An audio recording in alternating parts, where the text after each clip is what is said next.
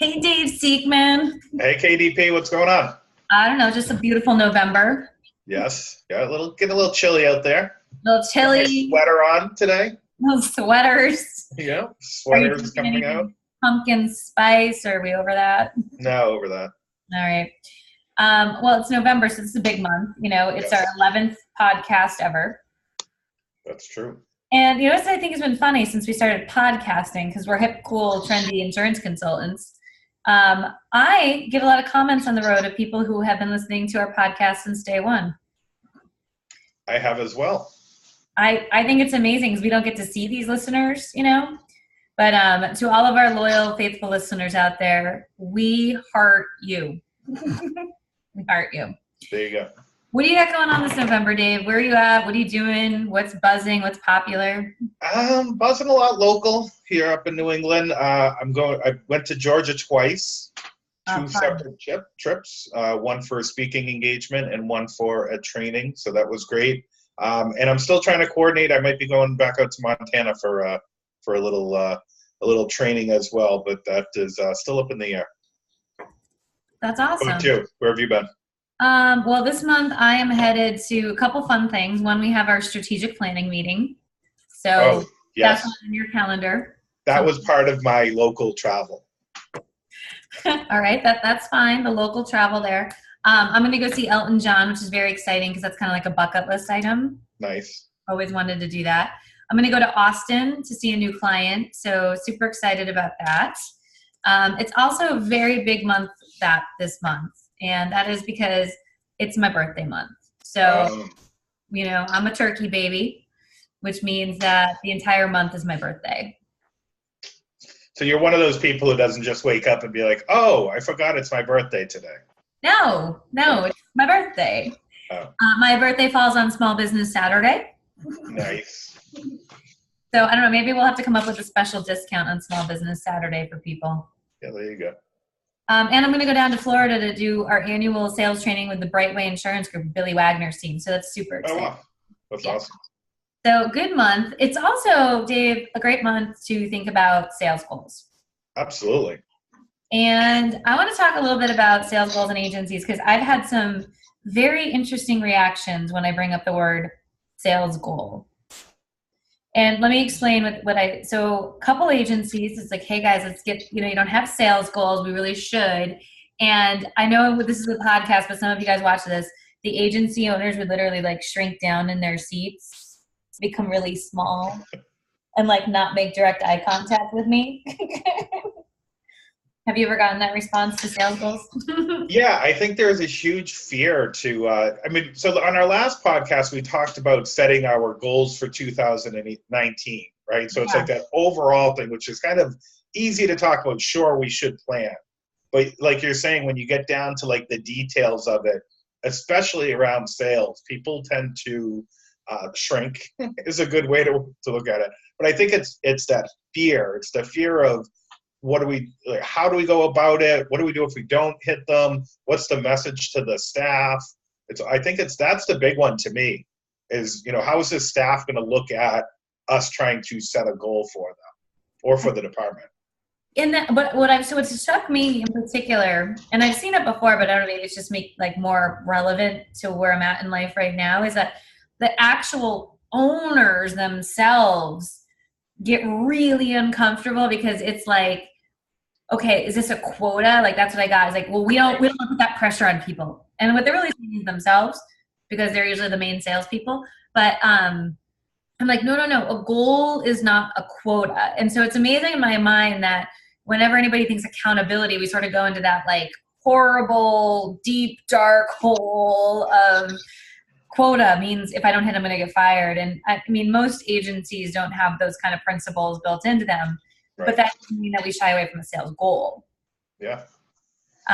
So I was just very surprised, and it actually ended up into a great conversation, both of them about 30 minutes each, about the difference between quotas and goals. And at the end, people were like, oh, we should have a sales goal. It's like, oh, good. Yeah, well, I mean, if you buy into the idea that we should have a sales plan and a process and incentives and accountability, I don't know how you do any of that without a sales goal as well. Yeah. So when you go to agencies, Dave, because you've been now rocking and rolling with us for about a year. Very exciting. Mm-hmm. That's awesome. Almost a year. Almost a year there. 2 more weeks. Like I feel like confetti should drop. How many agencies do you think have sales goals that you work with? I mean, before you start working with them, because obviously, if they become your client, they're obviously going to get. Well, yes, absolutely. I mean, a vast, vast minority of agencies, because I just think it's, and I think there's a number of reasons. One, I think there's three major reasons, right? One is just, well, we don't have salespeople. That's what people tell me all the time. So they start with this idea that they don't need one because they don't have the people. Number two, I think it's something that a lot of people don't even think about. It just never occurred to them because, like you said, most of the principals are the ones driving the sales. So they're kind of they're often motivated in doing what they want to do anyway. And then I think the third part here is what we were talking about, that fear factor for those people that have looked at it. So, I mean, I hesitate to put a number on it, but 1 out of 10, I'd say would be probably somewhere around what I've seen. I think that's pretty accurate. And now that, like, let's just say there's an agency out there listening and they're like, you know what, you're right. I think I need sales goals. Where do you think is the best place for someone to begin?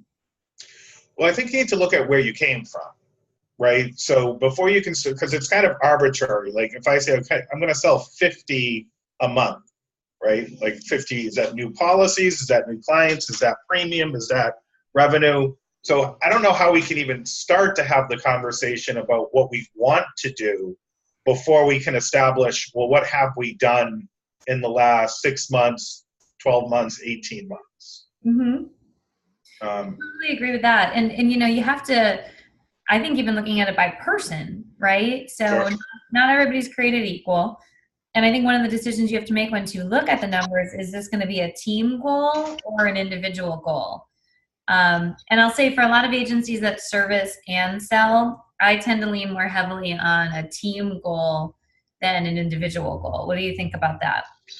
Yeah, I agree. And I think people, for the most part, maybe I'm overgeneralizing a little bit, but I think agencies that have individual salespeople have probably already tackled this. Because typically, if you do have a salesperson, there's a commission structure set up, and there is some kind of, even if it's simplified, there's just one number that we look at. I think for the most part, most agencies with an identified salesperson or sales department have some type of goal. I think for the people that don't have one at all, a great place to start is with a team goal. And I think a lot of it is because there really isn't one person or one department focused on it. It's kind of, we all do it. We all answer the phone. Whoever gets it, and we kind of move on. Sure thing. And then, as you look at the goal, say I know I was selling X per month, right? Just say as an agency, small agency, they're selling 80 grand a month in new premium, right? What do I do now? Right? So now I know my number. I know what on average we're doing. How do I hit a goal that's a little bit of a stretch that gets people out of their comfort zone? Yeah, I mean, I think that once you have that number, the first thing to do is kind of tie it back to your financials. How is that number affecting what you're doing? Are you growing 10% year over year, so you're kind of okay with that number? Are you shrinking 3%? So I think that you have to take that number and say, okay, how is that affecting my financials today? And then how do I adjust that to make sure that it's going to start to turn the ship around a little bit? Yeah, I agree. And I think too, you have to really look and say, like, there was no goal before. So automatically by putting more energy into it, you're going to see a better result. Yeah. I love the phrase of people focus on what their leaders focused on. So it's like if the leader's focused on looking at the numbers and generating new business and marketing, then the staff is going to focus more towards new business. Sure. And I think one of the things that you've run across that we've talked about a lot is people get a little nervous about motivating for new sales, and is the service going to suffer? Is the retention going to suffer then? And how do you handle that? So we've implemented with a couple of different agencies a new sales incentive program that has set goals for individuals as well as the team. and incentives to help motivate. But the incentives will only kick into play if the retention doesn't suffer, if the service doesn't suffer. So, and there's different ways to set those service levels, but those cannot dip down under and still get incented to do the new business sales. Because we've seen this happen in some agencies where, especially if you implement a new an individual program, you might have an account manager that just says, well, I'm just going to not do any of my other work because I can make more money over here. And the first thing I would say is maybe they should be in sales and not an account manager. But the second thing I'd say, they're clearly not a team player. Right. And we don't want to be rewarding that behavior if it's counterintuitive to our real goal, which is growth, right? Mm-hmm. Sales is only one component of growth. So that's how we've approached it. Have you run into that too as well? We run into it from time to time. I think a lot of times it's more of a fear inside people's heads than the reality. Okay. I do see that, like, if there's only a motivation and the only thing we're talking about is sales, that maybe getting back to the customer comes second. But I think that there's a lot of balance to it. And I also think it depends on what you have in your agency today. If you have a whole team of people that are really used to service and not as excited about sales, it's almost like you have to push more on that button. Yep. If you have some whippersnappers that are like young and they want to make more money, then you have to kind of throttle it back the other way. So it's a little bit of just kind of understanding that and figuring out all the moving parts, I think. Well, I think that's a good point. I think that, we say all the time, every agency is unique. And they're not all that different. So there's definitely you can all start at kind of the same place. But you do have to make adjustments to any program that you implement. And that's true not just of your agency, but it could also be true over time.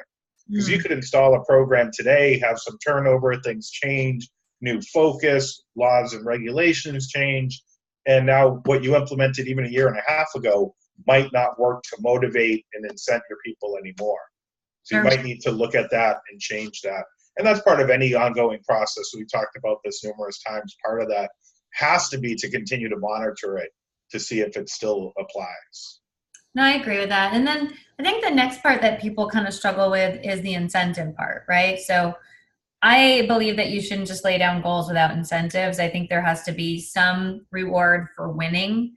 And I think that, like, hey, you feel great when you're winning. And then if you can do anything, even if it's as silly as like an ice cream party or a jeans day, we in agencies, I'm a firm believer we have to pick little milestones that we celebrate our success on, because otherwise it's just like you go to work, there's nothing new. It's just kind of like Groundhog Day every single day.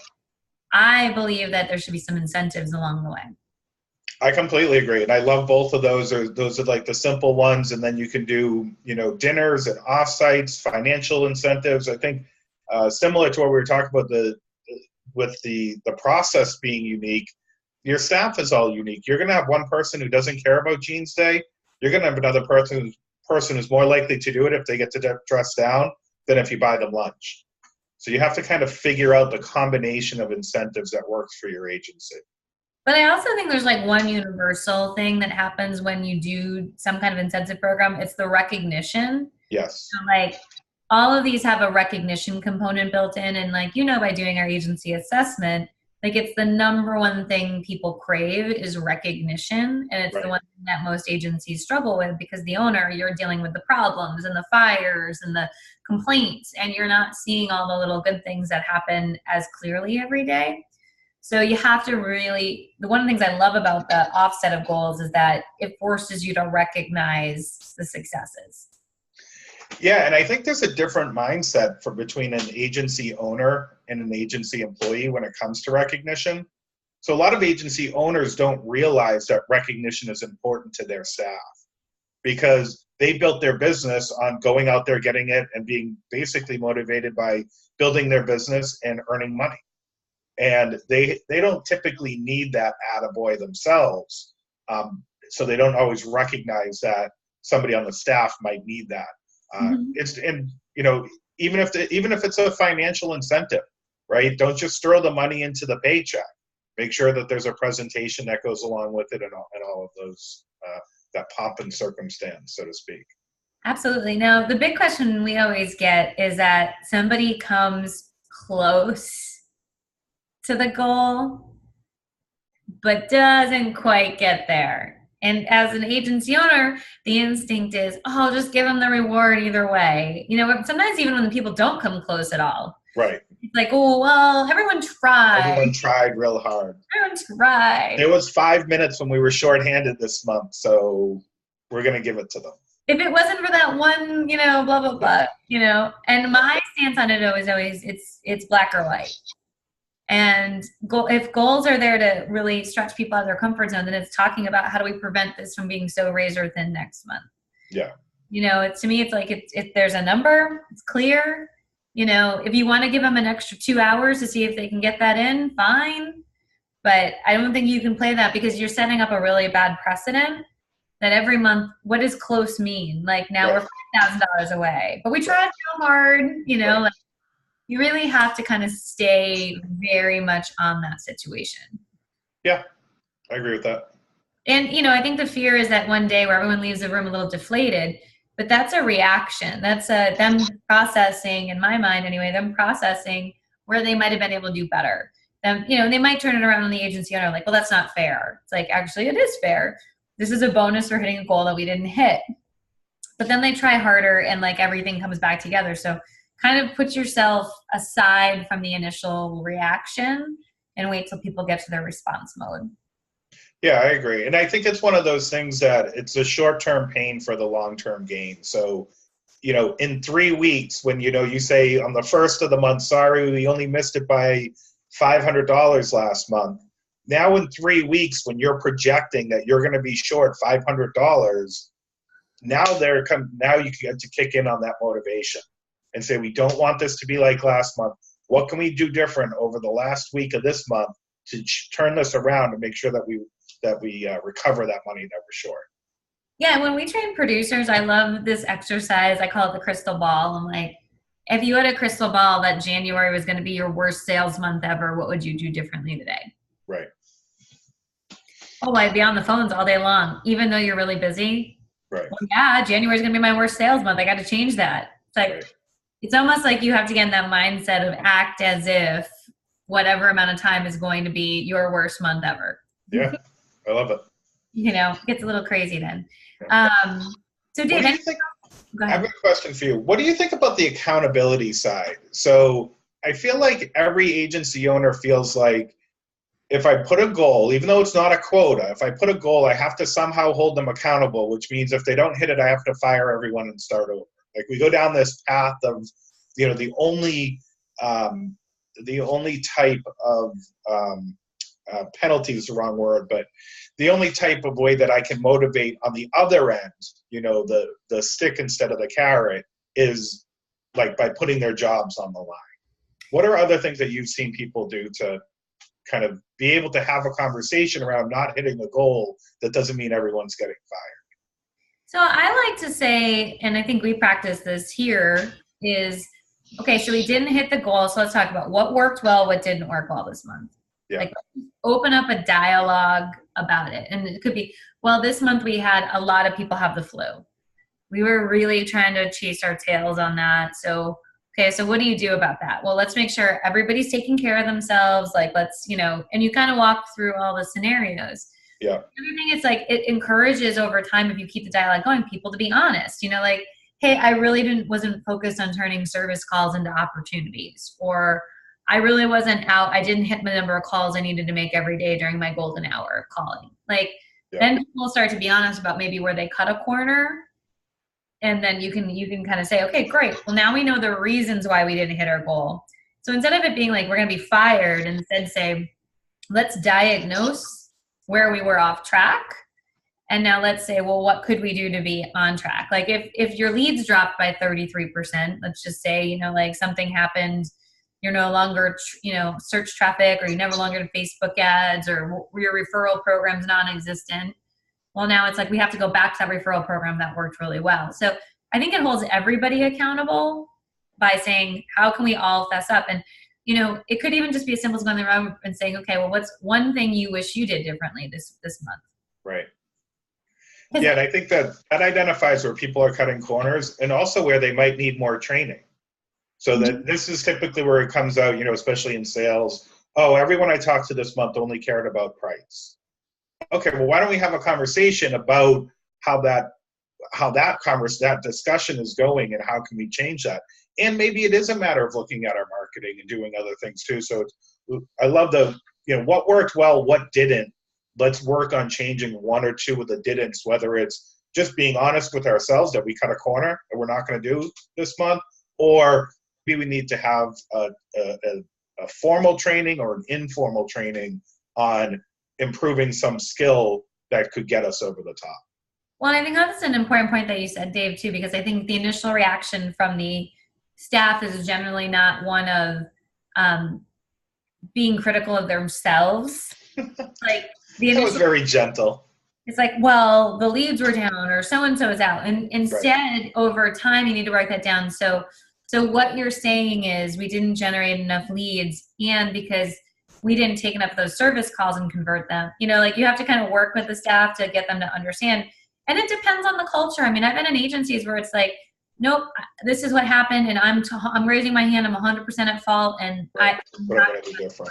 I've been to some where they're like little abused puppies, where it's like if they admit that they did something wrong, you know, like they just can't do it, whether it's culture or their own self-esteem. They're not that confident in themselves that the blame goes somewhere else. So it's like you have to really work with them and say, well, how about one thing that you personally could have controlled?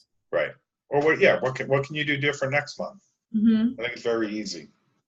Yeah, and then, you know, it's like because when everybody's celebrating, it's also fun to go around the same room and say, well, what did you do really well this month that got us here? Right. So it's not always the negative side, but also let's learn from each other about what's working. So speaking of incentives, Dave. Oh, bring it home. We have an incentive to all of our listeners for our end of year special now, don't we? We do.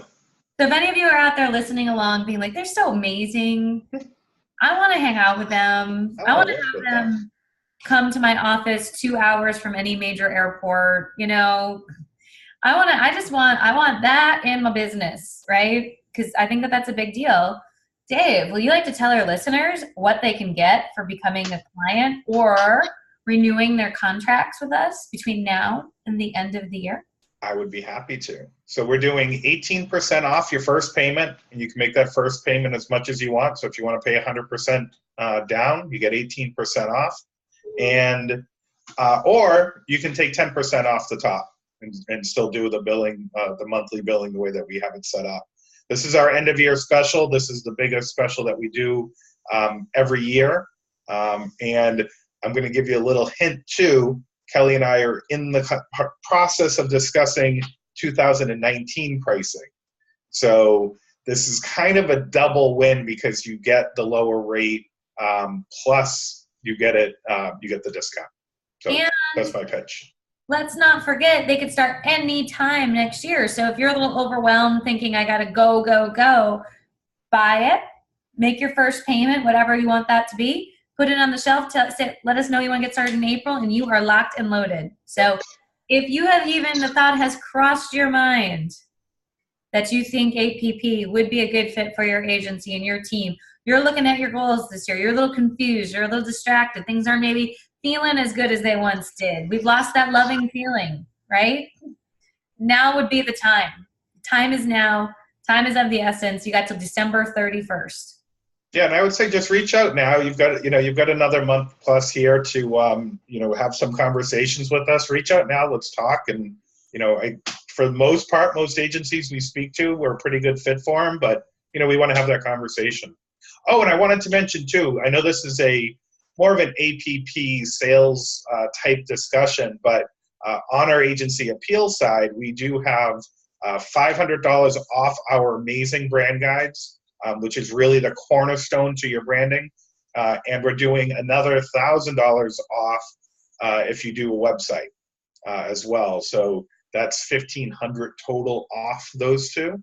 And I think as everyone knows at this point that branding, that website, that is really your online presence. That's your best salesperson. That's your networking. That's everything that you need to do online. So call me about that as well. Yeah. So the time is now. Let's just get this done. Forget the Black Friday sales. Forget all of it. Let's just rock and roll. I mean, if you want your agency to be growing and be amazing, we are the partners to help you get there. And we're kind of fun too. Definitely. So I really appreciate all of our listeners out there. Take a look at our blog and on the podcast notes to get in contact with us. But we'd love to hear from you. Make sure you tell us you came from the podcast, because that makes us feel super cool. That's right. That's right.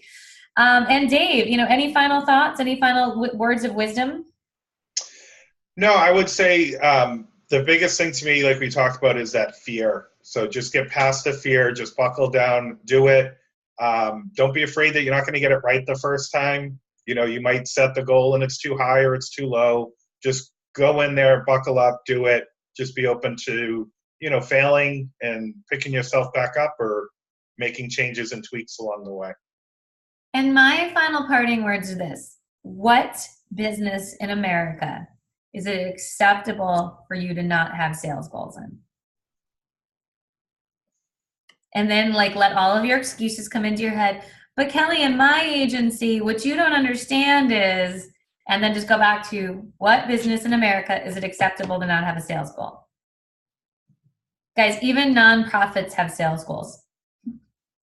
Last I checked, you're a profit, right? Don't see too many nonprofit insurance agencies. Not on purpose, at least. All right. Well, I appreciate everybody spent some time with us here today. Super awesome. We'll see you next month for our final podcast of the year. And we do take requests, guys. So if somebody wants a topic, just let us know. But Dave, it was great to see you again today. All right, you too. Happy birthday month. Thanks.